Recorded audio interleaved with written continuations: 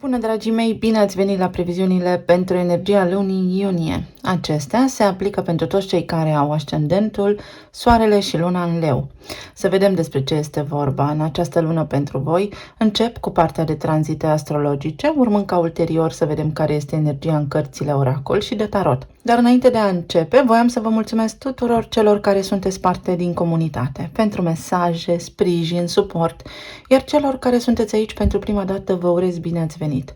Dacă rezonați cu mesajele și le găsiți utile, vă invit să vă abonați și să apăsați butonul de like. Pe 6 iunie vom avea parte de evenimentul de lună nouă din Gemeni, iar pentru voi se produce în casa 11 a viitorului și a idealurilor înalte, a recompenselor, a prestigiului și a grupurilor sociale din care faceți parte, a rețelelor de oameni. O lună nouă vine cu noi intenții. Ce este foarte interesant este că această lună nouă se produce în timp ce Soarele este deja în conjuncție cu planeta Venus. Planeta Venus este cea care ne vorbește despre bani, resurse, relații. Astfel că pentru voi poate aduce foarte multe lucruri bune această lună nouă din Gemeni. Comunicare la superlativ. Nevoia de a comunica, nevoia de a ieși din casă, nevoia de a interacționa cu alți oameni, alături de care de acum înainte să creați relații frumoase, să aveți același drum, același scop, să rezonați și să gândiți la fel. Este ca și când dintr-o dată vă regăsiți într-o nouă viață alături de oameni noi, cu ajutorul cărora vă schimbați perspectiva și mentalitatea. Căpătați mai multă vizibilitate către un potențial viitor la care vă gândiți acum. Ba chiar aș putea spune că puteți întâlni pe cineva nou dacă sunteți singuri în viața voastră. Comunicarea cu oamenii alături de care aveți o relație se poate schimba. Este o schimbare de percepție în această lună pentru voi, dar care va aduce și foarte multă vizibilitate și popularitate. Mai apoi, pe 9 iunie, avem parte de tranzitul lui Marte prin semnul Taurului în casa a 10-a. Acest sector din viața noastră ne vorbește despre profesie, carieră, despre autoritățile din viața noastră și despre faima și prestigiul nostru, renumele nostru. Taurul este semnul care ne indică detalii despre corpul fizic, despre anduranță, rezistență, siguranță, dar și despre materie primă, resurse. Iar Marte este planeta care ne vorbește despre determinare, voință, forță, dar și despre agresivitate și poate conflicte pe aici-colo. Se va regăsi aici până pe 21 iulie în sectorul acesta important pentru noi de altfel. Apar schimbări la nivel de carieră sau poate vrei să faci o schimbare la nivel de carieră și în acest moment a venit vremea să te gândești pas cu pas, cum să-ți pui planurile de viitor în practică. Pot fi lucruri pe care să începi să le rezolvi în relația ta cu autoritățile, în cazul în care te regăsești în vreo situație de acest gen, sau tu a venit vremea să te maturizezi, poți primi o funcție care să te facă pe tine o autoritate în viața celorlalți, o promovare. Te vei regăsi gândindu-te la lucruri foarte serioase care țin de viață, trai, acoperiș, resurse, casă și lucrurile care îți aduc ție o zonă de confort. Poate fi o lună de liniște, dar poate fi și o lună care să vină cu idei foarte inovatoare, să schimbi modalitatea în care faci lucrurile în acest moment în profesia ta sau să îți schimbi profesia, să ieși într-o oarecare măsură din zona de confort, pentru că l-avem și pe Pluton retrogradare care ne împinge către inovație. Este vorba despre un început sigur și stabil, dar care are la bază un proces în desfășurare, nu se întâmplă peste noapte. Apoi energia se schimbă începând cu 17 iunie, când Venus și Mercur se mută din Gemeni în Rac, în casa a 12-a. Această arie din viețile noastre vorbește despre inconștientul colectiv, despre lucruri care se petrec în jurul nostru și noi poate nu le vedem, nu le înțelegem, nu le luăm la cunoștință. Este o zonă care ne izolează puțin și având Racul aici, este vorba despre o reținere emoțională sau despre a sta față în față tu cu tine și cu emoțiile tale, a le înțelege, a le accepta, pentru că de fapt asta înseamnă vindecarea. Poate fi un admirator secret care se gândește la tine constant și care va prinde curaj în cele din urmă să-și dezvăluie identitatea, sau poate fi vorba despre tine, gândindu-te la trecutul tău și la viața ta de până acum, la ce ai făcut în această viață, ce ai simțit, alături de cine ai fost. Luna nouă va face un aspect tensionat cu Saturn din Pești și Saturn în Pești închide un ciclu foarte important din viețile noastre. Ce fel de relații ai avut până acum? Care a fost asemănarea dintre ele? De ce ai mers poate către oameni pe care ai dorit să-i ajuți, să-i salvezi și sub o formă sau alta te-ai sacrificat până la urmă tu? Vine cu liniște.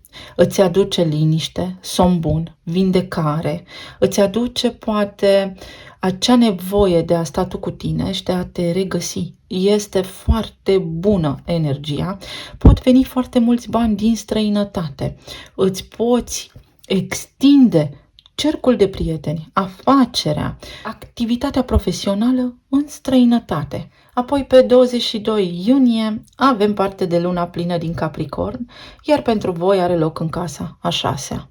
La nivel de rutină, la nivel de sănătate, la nivel de activitate la locul de muncă. O lună plină vine cu finalitate. Vine cu o încheiere, o concluzie, cu posibilitatea de a reevalua și de a corecta ceea ce n-am făcut bine în ultimele 6 luni. Capricornul este semnul lui Saturn, care va retrograda și vom vorbi imediat. Aici, în sectorul care vorbește despre sănătate, ce nu faci bine pentru sănătatea ta, unde ignori, trebuie să-ți asumi responsabilitatea unei rutine în care tu să deții controlul, tu să fii autoritatea. Vrei să ai parte de succes?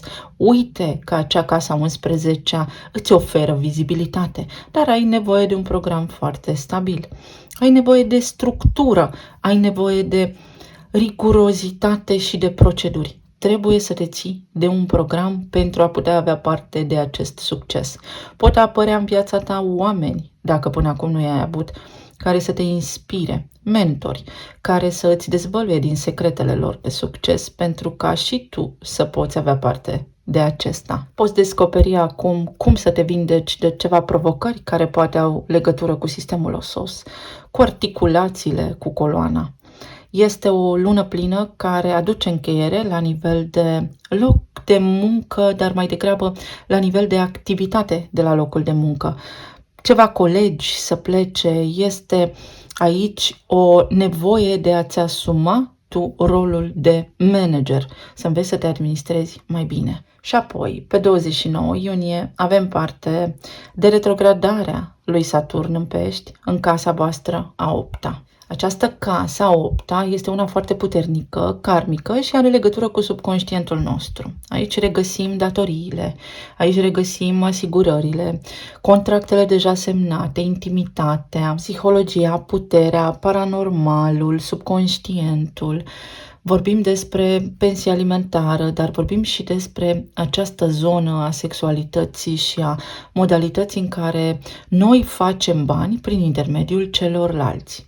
Este zona resurselor împărtășite, unde noi putem avea parte de câștiguri, dar nu prin munca noastră, să spunem, directă. Aici Saturn, posibil pentru unii dintre voi să fi venit cu restricții, mai ales dacă voi aveți ceva de genul venit pasiv sau dacă vă bazați pe ceilalți în ceea ce privește veniturile voastre. Într-o perioadă de retrogradare, ni se dă o gură de aer proaspăt și undă verde să reevaluăm ceva, să ne construim mai buni, să achităm niște datorii, ni se ridică niște piedici, niște blocaje, pentru ca noi să devenim mai buni, să devenim mai organizați, să aducem mai multă structură în viața noastră, să ne asumăm responsabilitatea asupra vieții noastre și să avem un cuvânt de spus.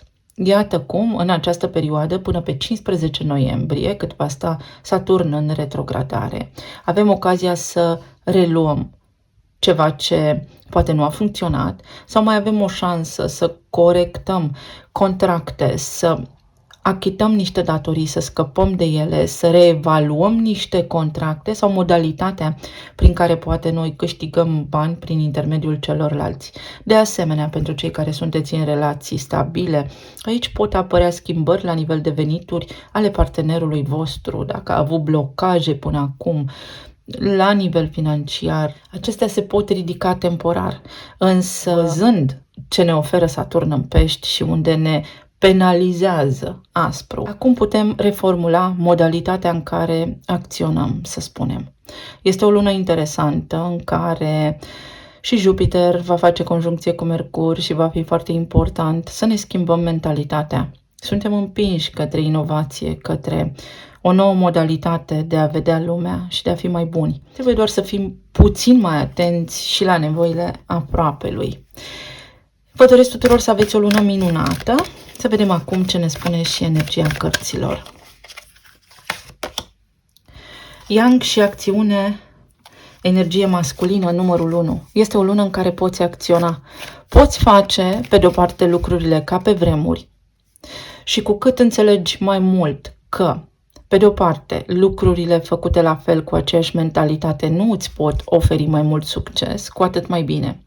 Așa, poți avea vizibilitate către acest potențial fabulos pe care îl poți avea, poți obține rezultate mai bune decât până acum.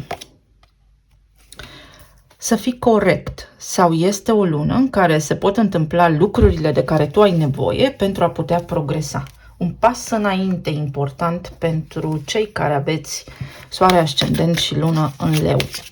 Se echilibrează ceva, corectează ceva pentru voi, fie la nivel emoțional, fie la nivel profesional, fie la nivel de rutină, de carieră. Se încheie ceva și iese soarele. Acesta este Saturn, care a eclipsat o lungă perioadă de timp, poate veniturile voastre, poate rutina voastră, sănătatea voastră sau pur și simplu va izola la nivel social. În această lună apare o schimbare, căci avem numărul 5 aici, la lumânări, apare o schimbare care îți arată lumina, îți arată cum poți depăși provocările pe care le ai și crinul. Printr-o modalitate foarte înțeleaptă. Devii mai înțelept și treci peste ceea ce te deranjează. O lună extraordinar de bună. Poți achita niște datorii, poți învăța din greșelile trecutului pe care le poți numi acum maestrul tău și îți poți schimba viața, iar asta ține doar de tine. Tu ești cel care, dacă te uiți atent la viața ta, o înțelegi și ești sincer cu tine, îți poți schimba viața complet. Avem 3 de monede, moartea, 5 de spade, temperanța, 9 de bâte, 10 de spade, 6 de spade. O lună foarte interesantă, mai ales la nivel financiar. Se încheie ceva și trebuie să reevaluezi o situație. Undeva ceva te-a frustrat, te-a supărat foarte tare și acum ai ocazia să pornești la drum, chiar dacă poate ți se oferă momentan o soluție de avarie. Exact cum am spus, Marte în Taur, în casa a 10-a, construiește pas cu pas, ești în plin proces de schimbare. Dacă ceva nu funcționează pentru tine, nu te regăsești în domeniul tău de activitate, cumva toată energia momentului îți arată prin mici blocaje sau prin mici zone în care poți avea succes, prin evenimente care te pot bucura, unde trebuie să îți îndrepți atenția, către ce și unde nu și către ce nu. Apar schimbări aici la nivel de profesie, de loc de muncă, unde se echilibrează o situație, treci peste o cumpănă, aș putea spune, peste ceva ce te-a stresat extraordinar de tare. Se face un pas înainte de la 5 de spade, care este conflict, este ceartă, către un 6 de spade. Fie pleacă un șef, cineva de la locul de muncă, fie tu schimbi ceva. Se întâmplă în această lună o schimbare care este foarte benefică pentru tine. Cumva vei fi mai odihnit, vei fi mai lucid în a-ți pune în practică planurile. La nivel de relație, pentru unii dintre voi se face dreptate. Acolo unde ați simțit că sunteți strădați, devalorizați sau poate tratați incorect, se schimbă o situație, vi se face dreptate într-o anumită privință și veți fi mulțumiți și liniștiți cu deznodământul din acest moment prezent. Aflați o veste, ceva ajunge la urechile voastre și acel lucru, chiar dacă poate nu vă face pe deplin fericiți, vă mulțumește. Este un fel de dulce răzbunare, dar nu cauzată de voi. Este o dreptate de care voi aveați nevoie. Dacă sunteți singuri prin intermediul locului de muncă sau prin intermediul unor prieteni, puteți cunoaște pe cineva. Însă, atenție, că luna aceea nouă, în aspect tensionat cu Saturn, ne spune trebuie să te uiți la relațiile dinainte să vezi ce ai tot repetat. Iese soarele pe strada ta, poți vedea lumina de la capătul tunelului, dar trebuie să te schimbi, să schimbi ceva și să fii sincer, să încerci să te cunoști, să te descoperi mai bine, pentru că poți avea parte de noi începuturi, de alți oameni în viața ta, alături de care în sfârșit să simți că ești împlinit. Poți trăi viața așa cum ți-o imaginezi. Relațiile de cuplu. Este o lună în care unii dintre voi s-ar putea să fiți nevoiți să acceptați o încheiere, să fiți împinși cumva de la spate, să ieșiți din zona de confort. Pentru unii dintre voi poate veni această lună cu o decizie de divorț care să fie irreversibilă dacă sunteți în această perioadă, dacă aveați așa gânduri. Iar pentru alții dintre voi este o conștientizare care poate vine cu durere la pachet, în sensul că vă dați și voi seama unde greșiți în această lună.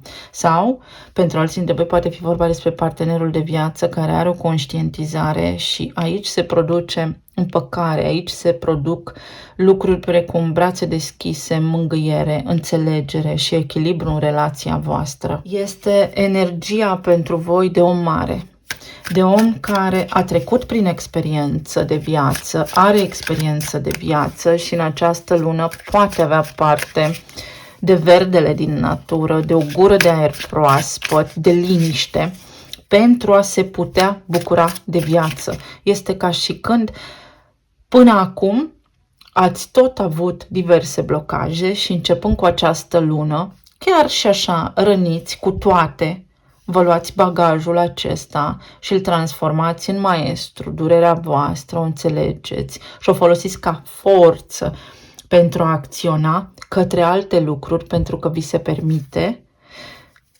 pentru că vă veți fi învățat cumva lecția.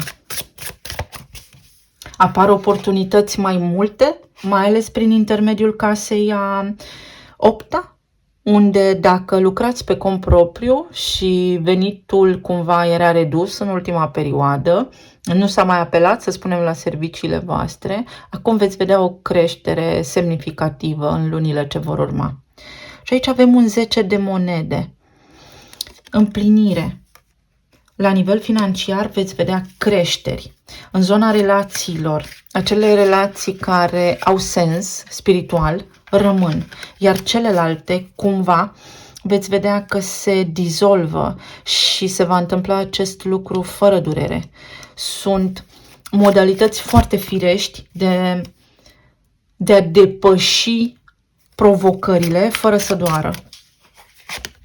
Avem 9 de monede. La nivel financiar te reechilibrezi. La nivel de relație, dacă ești singur, poți cunoaște în sfârșit pe cineva, după o lungă perioadă, după trădări, dar înțelegând trecutul și toate relațiile pe care le-ai avut anterior. Este o lună cu tranzitele prin rac, prin casa a 12-a, în care reevaluezi trecutul. Sau indicat este să o faci pentru a nu repeta experiențele neplăcute de atunci. Dacă ești singur, poți cunoaște pe cineva. Dacă ești într-o relație deja, îți vei pune aceste întrebări. Posibil să te frământe ce să fac, pe cont propriu sau în continuare aici, și va trebui să te verifici pe tine în interior, la nivel emoțional, să te înțelegi. Dacă treci peste aceste lucruri și le iei într-o notă pozitivă, le pui acolo la fundație și mergi mai departe mai înțelept, sau mergi pe drumul tău singur pentru că așa ți este mai bine. Iar pentru cei care sunteți în perioadele de separare, aici acum prinzi curaj să îți vezi sub o formă sau alta de viața ta. Ceva te mulțumește, se face acea dreptate despre care am vorbit și este o dreptate divină. Afli ceva ce te bucură. Și aici avem un rege de monede. O reușită. ai în față o reușită și la nivel financiar ești promovat sau începe să-ți meargă din ce în ce mai bine, se schimbă ceva și este o schimbare, așa cum am spus, cumva asemănătoare cu niște evenimente care s-au petrecut în 2012, dar niște evenimente pozitive din viața ta. Poți să fii promovat, poate fi aici în dezbatere căsnicia ta, unde lucrurile acum se pot întoarce într-un făgaș normal, unde acum te poți baza pe partenerul de viață pentru că are și el niște conștientizări, unde acum pentru unii dintre voi partenerul de viață are nevoie de ajutorul vostru și este ok pentru că este egalitate. La locul de muncă poate pleca un șef care te-a stresat formidabil și poate fi înlocuit de cineva care este mai potrivit ca rezonanță și ca energie pentru tine, de la care să poți învăța acum lucruri foarte utile pe care să le aplici în viața ta de acum înainte. Iar pentru cei care v-ați despărțit, dacă, să spunem, partenerul pe care l-ați avut anterior s-a căsătorit între timp, aflați ceva care are legătură cu actuala sa relație, care aș putea spune că nu este una fericită și acest lucru va aduce liniște. Nu este o răzbunare, este ca și când aveți parte de o retribuție, de o plată, de un eveniment care va duce vouă liniște în suflet. La nivel de sănătate, vă veți simți bine. Unii dintre voi s-ar putea să fiți nevoiți să mergeți, mai ales în zone precum cabinete stomatologice, ortoped sau neurolog. Atenție la sistemul nervos, la epuizare și la depresie. Să vă liniștiți în această lună la nivel de sănătate, vă liniștiți puțin. Puteți face și o călătorie unii dintre voi. Să ai încredere în timpul acesta divin. Da, este o lună în care te poți scufunda în emoțiile tale, în trăirile tale, pentru că poate doar așa se mișcă lucrurile. Ai parte de niște conștientizări, dar care îți aduc o stare extraordinară de bine, îți asumi responsabilitatea asupra vieții tale, ești de neînvins și uite că ai parte și de stabilitate și, de ce nu, de o relație de suflet așa cum ți-o dorești. Te vei elibera în curând. Intri într-o nouă etapă, într-o nouă fază din viața ta care este presărată cu bucurie. Este plină de bucurie și de lucruri extraordinar de bune. Vei vedea cum vei fi stăpânul. Tu pe viața ta, tu pe banii tăi, tu pe lucrurile pe care ți le dorești. Exact cum am spus și aceste cărți arată, monedele sunt stabile, aduc stabilitate, aduc confirmări, oameni serioși pe care te poți baza în viața ta, intri într-un grup de oameni, cunoști oameni noi de la care ai doar de învățat și pleacă din viața ta oamenii care te-au tras în jos. Pentru că da, există și genul acesta de oameni. Sau îi poți tu îndepărta acum prin a prinde curaj. Aici avem demisie sau retragere din câmpul muncii. Unii dintre voi veți schimba ceva. Ceva la nivel de profesie, ceva la nivel de activitate zilnică sau poate chiar vă retrageți din câmpul muncii. Sau poate fi vorba despre a vă face un plan foarte bun la nivel financiar care să vă asigure venituri atunci când vă veți retrage din câmpul muncii. Un fel de pensie privată, să spunem, de asigurări de viață, planuri pentru viitor la nivel financiar. Pentru că veți putea jongla, veți putea specula, veți avea parte de șansă, de noroc să faceți aceste lucruri acum sau a venit momentul. Și creativitate. O lună prin care creativitatea voastră crește și veți prinde mai multă încredere în voi înșivă să faceți ceva. Să mutați un munte din loc și acest munte este acest 9 de bâte alături de 10 de spade. Veți spune până aici. Până aici lucrurile iau o turnură extraordinară pentru voi. Acesta este Pluton vărsător, ceva ce nu funcționează, ceva ce vă displace total, poate o constrângere la nivel social sau poate niște demersuri, niște lucruri pe care a trebuit să le faceți pentru că sunteți sub un angajament ferm, poate sunteți părinți, Poate sunteți copii și vă îngrijiți de părinții voștri, ceva se schimbă aici și dinamica aceasta capătă sens pentru voi, aveți parte de succes. O lună formidabilă de schimbare majoră, totală pentru voi. Vă puteți căsători unii dintre voi. Întâlniți pe cineva dispus să stea de vorbă, dispus să rectifice o situație, dispus să fie corect, sau pur și simplu partenerul vostru renaște cumva, își asumă rolul, dacă asta vă doriți. Talismanele.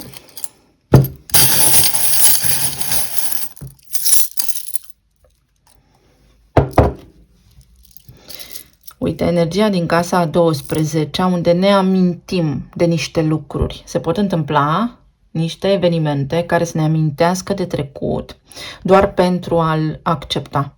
Trecutul în această perioadă nu vine peste noi. Noi revizităm trecutul, noi ne ducem cu mintea acolo pentru că este nevoia aceasta de schimbare, mai ales la nivel emoțional. Alții dintre voi veți avea o lună liniștită de relaxare când intră planetele în rac, când se schimbă energia. Avem și solstițiul de vară.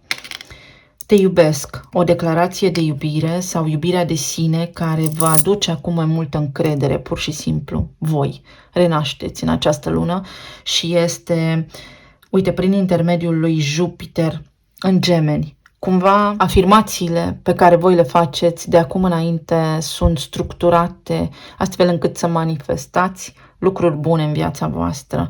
Un săgetător sau poate este ceva legat de străinătate, prindeți încredere, aflați niște vești din străinătate, vă vin niște bani din străinătate. Ceva legat de zona medicală, unde trebuie să faceți niște analize sau să verificați ceva. Cineva care te salută după mult timp, se sparge un zid, poți vorbi, poți intra în comunicare, în legătură cu cineva, cu cine îți dorești, cineva pe care poate tu îl iubești sau cineva care are sentimente pentru tine, dar care s-a abținut până acum. Niște acte și documente oficiale care se rezolvă, ai o voce, se ridică din calea ta niște blocaje, niște obstacole și vei fi mai mult auzit, mai mult văzut. Mergi la un interviu, uite, pasărea Phoenix, avem și moartea aici, poate ai legătură cu un scorpion, se schimbă ceva și decolezi. Viața ta devine mai ușoară în această lună, începând cu această lună. Uite, iubire, te eliberezi de ceva. Este frumusețe și în frunzele care cad din copac. Ele ne învață cât de ușor este să ne eliberăm de lucrurile care nu ne mai servesc. Ceva de genul acesta. Aici avem faetonul, progres. Progres și vei avea alegeri de făcut. Succes, bani și fericire. Progres către aceste lucruri în funcție de alegerile tale. Te aliniezi și vezi lucrurile optimist. Te vei îndrepta către succes. Preferi să rămâi blocat în emoțiile negative din trecut și nu le înțelegi, treci pe lângă indicator și nu-l vezi. Un tratament pe care îl poți face, uite, este ceva legat de coloana vertebrală. Fie este un conflict de devalorizare, cineva te-a rănit atât de tare încât tu nu-ți poți reveni și este totul la nivel mental și în această lună este ca și când supapa se deblochează, iese tot, pur și simplu cureți tot, poți vindeca tot, ori la propriu, oricum conflictele sunt emoționale, pe coloana vertebrală sunt de devalorizare, nu m-am simțit iubit, uite, se încheie această etapă, o poți încheia și poți merge mai departe către succesul tău și către o viață extraordinar de bună și stabilă. Avem numărul 4, trebuie doar să te organizezi, să hotărăști tu asta. Atenție la încăpățânare sau ar trebui să fii mai hotărât în legătură cu lucrurile pe care ți le dorești, mai serios. Și aici avem un F și un C. Poate fi vorba despre sport, ai nevoie de mai multă mișcare, mișcarea te ajută la nivel de sănătate, la nivel de imunitate, la nivel de depresie, la nivel de sistem nervos, pentru că ești supra-solicitat. Niște magneziu te-ar ajuta și ți-ar face bine, mai ales dacă ai insomnii. Aici poate fi vorba despre un contract de muncă stabil pe care să-l semnezi sau să-l întrerupi pentru a merge către o nouă etapă, către alt contract de muncă stabil. Poate fi vorba despre un aliniat, despre o casă, o relație, un spațiu locativ pe care acum să-l schimbi, achiziție de casă nouă, dacă asta îți dorești. Poate fi vorba despre cineva cu care ai avut o relație, care în această lună, după cum spuneam, își asumă o responsabilitate sau are curaj să-ți transmită ceva.